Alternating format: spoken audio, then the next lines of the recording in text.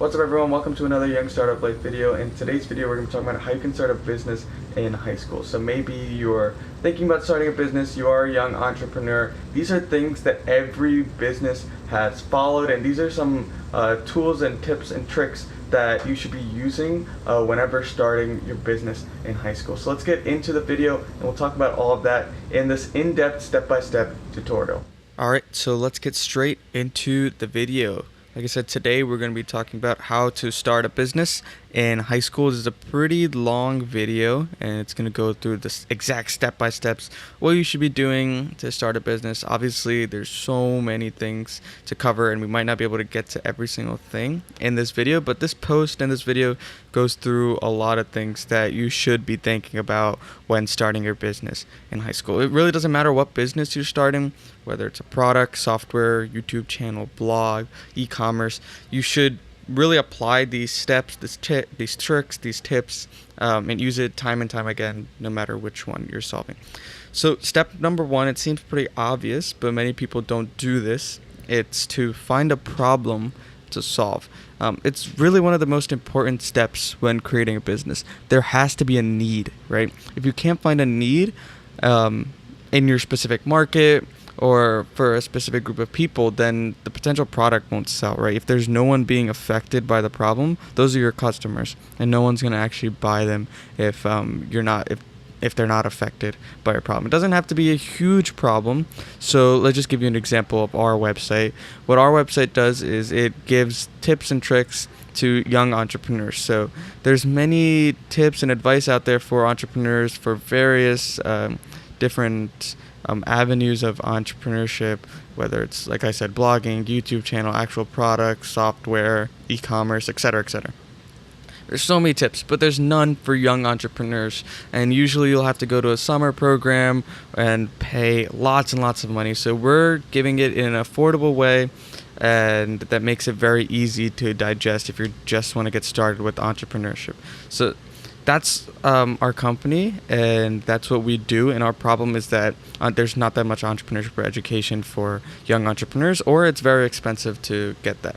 And there's a lot of people that are dealing with that problem.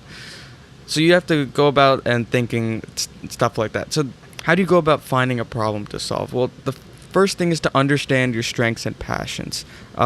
This is one of the most overlooked areas when finding a problem to solve, and to be honest, it's one of the most important things. You don't want to be solving a problem in an area that you're not good at. If you don't know anything about a specific area, then you don't want to be solving a problem, right? For example, if someone doesn't know any code and you're trying to solve a problem in an area that requires code, then you might not want to solve that problem unless you want to bring on someone else that has an expertise in that. So this is not to discourage any of you, but it's rather to find a problem that will be easiest to get your startup up and running. So if you're really good at gardening, then maybe you can try to solve a problem in that niche. You'll most likely have expertise. You don't need a college degree or X number of years of expertise to have a strength, to find a passion, and start a business. And I would recommend that you make a list of your strengths and passions. This will definitely help you understand it for not just finding a problem, but for other things as well. All right, number two is to find a group of people.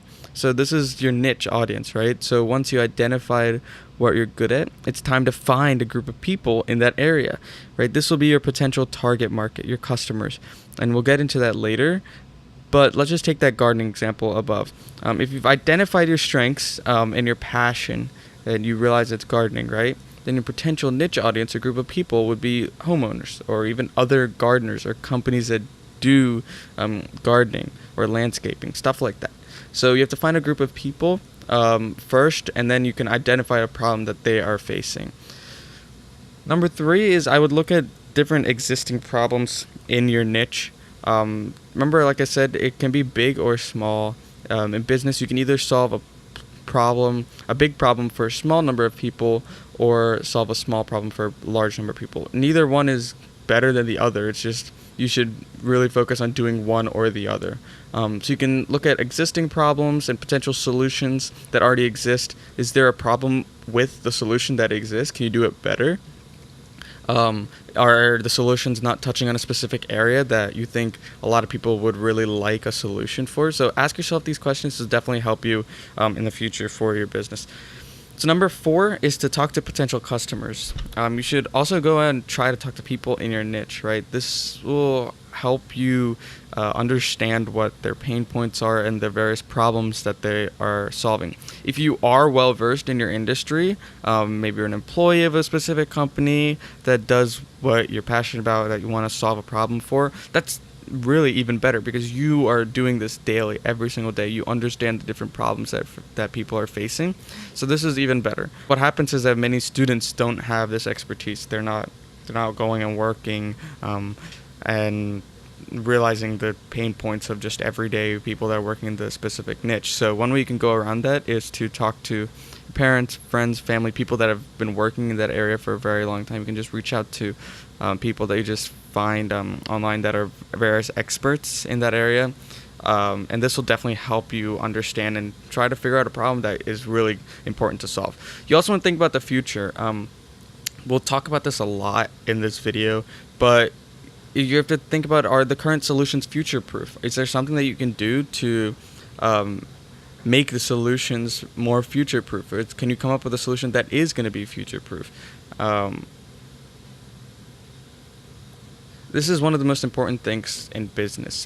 You got to make your business future-proof, because if it's not going to last past a few years, then you might not want to do it unless it's some trendy thing that you're trying to solve and it's just going to go away. Everything that I talked about does not mean that you shouldn't be tapping into industries that already have solutions and that are doing really well. You just have to be different and understand that if you are different, maybe you'll get sales. You have to try to figure out that. So we'll talk about that more, but just keep all these things in the back of your head when you're just starting out and creating your business. The next thing that we're going to be talking about is creating your idea. So it's time to put your creative thinking hat on. You will have to come up with as many ideas as possible to solve your identified problem for your niche audience. So how do you go about doing that? Right? You have your problem and you just need to come up with a solution for that. You don't have a solution for it, or you have an idea of what it's going to do. Well, you're going to have to create many prototypes. You're going to have to do so many different things. There's not really one way. And really, for any of the things in entrepreneurship, there's not one way to do it. So I would recommend that you just use some of these tips that I'll tell you, but remember that you have to be flexible, and that's one of the key things of being an entrepreneur, is being flexible and changing and adapting quickly, because there's not one way to do something. So step number 1, what I would do is just ask other people. Your best resource is other people. You should try to think of as many people that you know or can find on the internet. You will get lots of great information and feedback from these people on what they think about your idea or your solution to your business. Especially if you can talk to experts, they'll be able to tell you if what you're creating is viable and is future proof, or it can actually work in solving the problem that you want. You could take all that information and then reiterate on the ideas that you create. All right, number 2 is be constantly reading. Before you create your products, your company, your solution, whatever, you just want to be the expert in your field. Like I said, you don't need to get a degree in this, in your field or whatever, but you just need to know a lot about it, because especially when you go to pitch competitions or people that are asking you about your company, you need to show them that you are an expert in what you are talking about. So immerse yourself in that field or niche for the next few days, weeks, months. You should constantly be reading articles, blog posts, listening to podcasts, watching YouTube videos. If you absorb the content in that area, you will ensure that your business, you'll become an expert in your area. So that's one thing. Just definitely become an expert. Spend some time learning a lot about the area, and you'll be able to find problems in your solution and problems in other people's solutions, so you can better create your company. So number 3 is to ask yourself various questions, right? These are the questions that you should be asking on a daily basis for your business, but these are definitely some things that you should ask about, especially when you're in the startup phase, when you're creating your idea. So one is how can you better solve problems of your audience? Right, they already have problems, and can you do it better than all of the other solutions? Something else that you should think about is, what are the other companies doing to solve these problems, right? If there are other companies that are out there doing various solutions to the problems, how can you do it better than them, and what are they already doing to solve the problems? Number 3 is how much money does your audience already have? you have to think about how much money your product and your solution will cost to make. How much are you going to charge the people to buy them, and can your audience actually afford this product? And if they cannot, then no one will actually buy your product or your solution, whatever you have, right? So really understand that. Then you can maybe even charge more if your audience has more money for it, or maybe find a way to cut down the costs and charge less. So definitely think about that. Next one is, how many people can you potentially reach? If you're only reaching 10 people, then there's no point in creating your business. You won't be able to make money, right? So understand how many people you can potentially reach and how much money you can make from that, depending on how much you sell. Lastly, is to how much competition is there in your niche, right? Even if you can do it better than all the other solutions out there, if there's a lot of competition, and then it's just very hard to enter that market. So keep that in the back of your head when you're creating your business.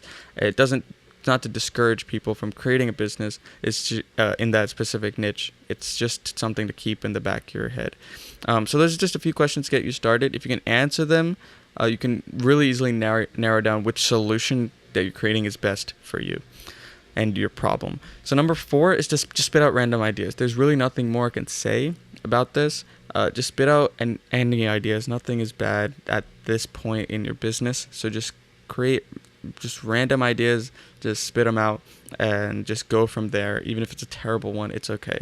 So number 5 is to come back later and redo your idea. So it's very likely that you will not have the same idea as the one you first thought was going to work. And this is probably what's going to happen with most people. They're going to pivot their idea, they're going to change it, they're going to reiterate it. Maybe even after the first version, they're going to change it, and maybe 10th version, they're going to change their idea. And that's fine. Many companies reiterate, constantly change their products.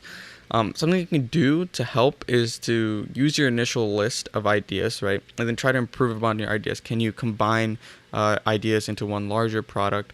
You can read our blog post on the best business ideas for high school students. It'll give you some quick ideas that you can take to action. Today, it's really not related to creating an actual startup and innovating, but if you just want some ideas that you can just get started today, making some money and just getting your feet wet in entrepreneurship, then those are something that ideas that you should definitely look at.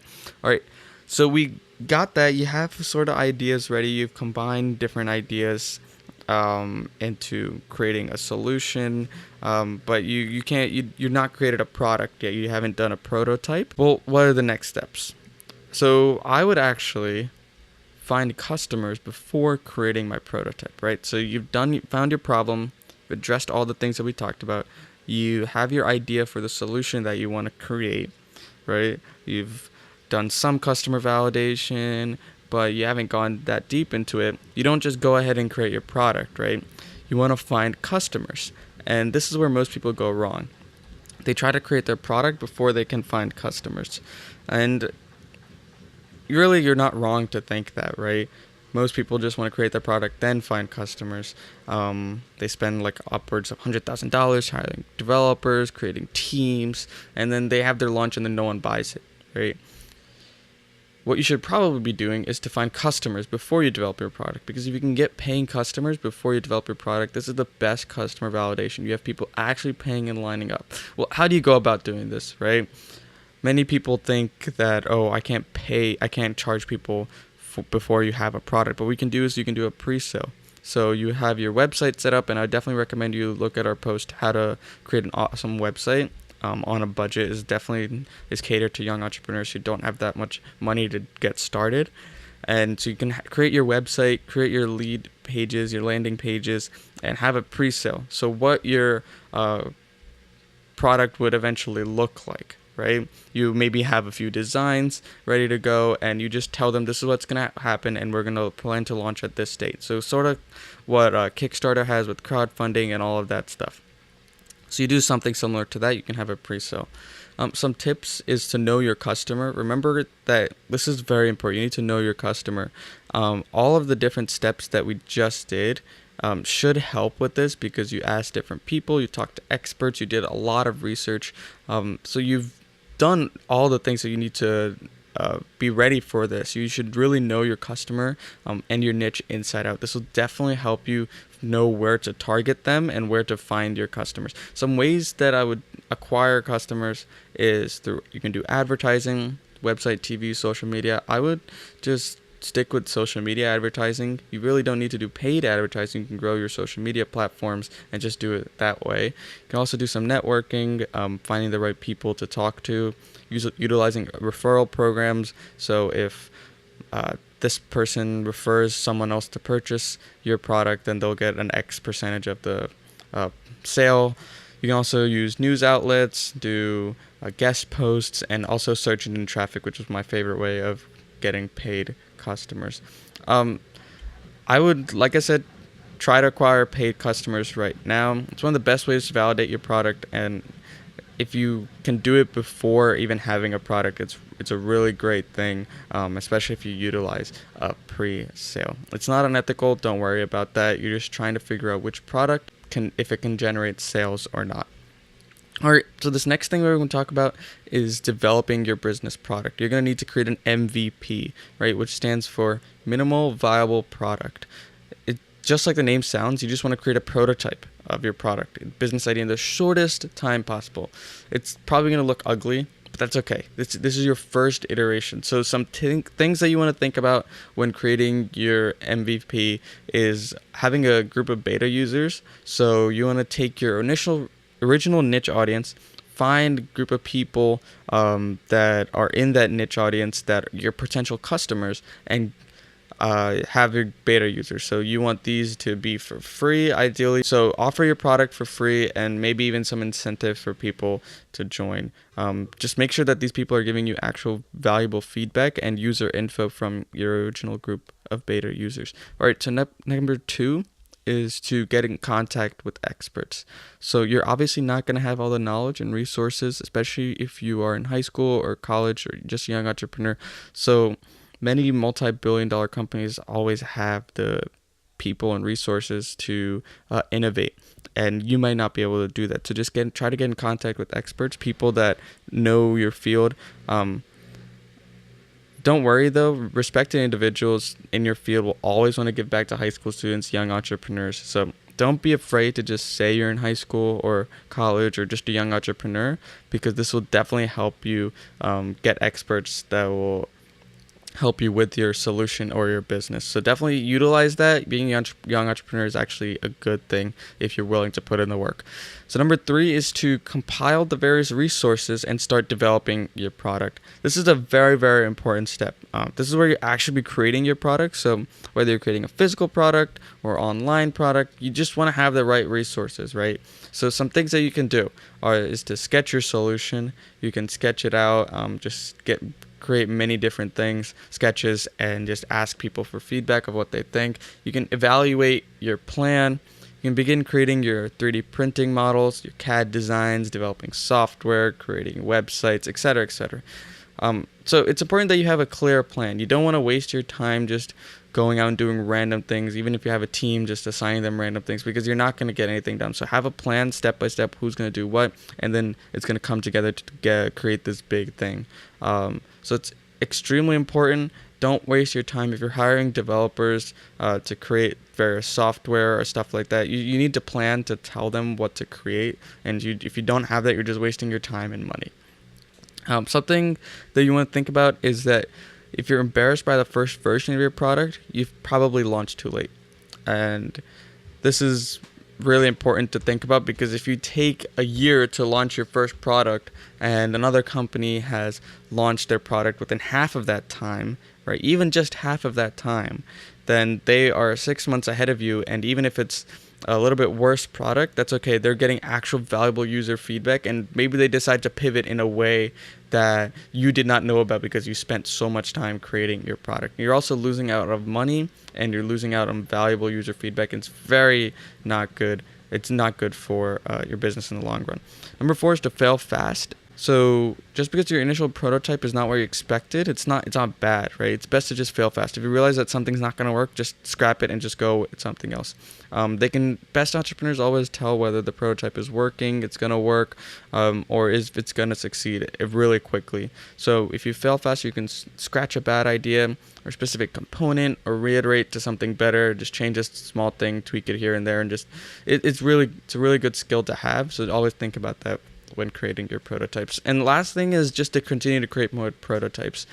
So use all the steps above to continue to create more prototypes. Make sure that you're creating something that is your original vision and solves the identified problem for your audience. So while you're creating your solution, you might forget what your problem was and forget what your initial goal was and your mission was as your business. You can always make updates and create better ones in the future. Remember, fail fast. If Apple took 10 years to create the iPhone X now, they would have lost millions of dollars in sales. So you can create various versions, update, create 1.0, 2.0, 3.0, various versions of your product and solution or software, whatever. Just get to the market quickly.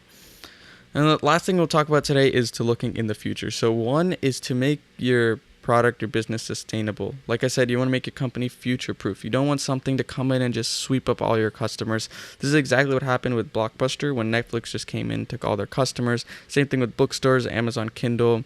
Their ebooks became extremely popular. So keep that in the back of your head. You want to make your business future proof. The next thing is to keep on growing. So you may not have the best products.